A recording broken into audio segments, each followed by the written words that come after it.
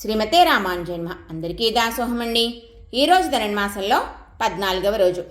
స్నానం చేయడానికి అందరినీ తాను నిద్రలేపుతాను అని చెప్పిన గోపిక తానే నిద్రపోతోంది. ఆమెను మేల్కొల్పుతున్నారు ఈరోజు పాసురంలో. నీ ఇంటి పెరటి తోట, ఆ తోటలో బావిలో కలువలు ముడుచుకున్నాయి, తామరలు వికసించినవి. అంటే సూర్యోదయం ఆసన్నం అవుతోంది.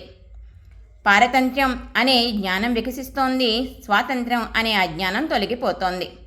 మరి గీతలో పరమాత్మ యద్యదాచరితి శ్రేష్ఠ తత్తద్దేవేతరో జనః అన్నాడు కదండి.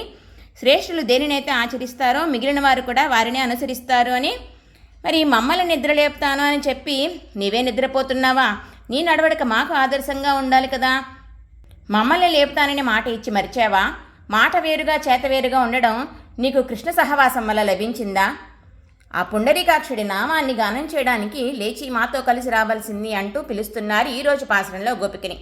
మరి మన పాలకొల్లాష్టమి లక్ష్మీనారాయణ స్వామి వారి సన్నిధిలోని ఆండాళ్ళమ్మ జడ ఈరోజు ఇలా అందంగా అలంకరించబడి ఉందండి. శ్రీమతే రామానుజాయ నమః.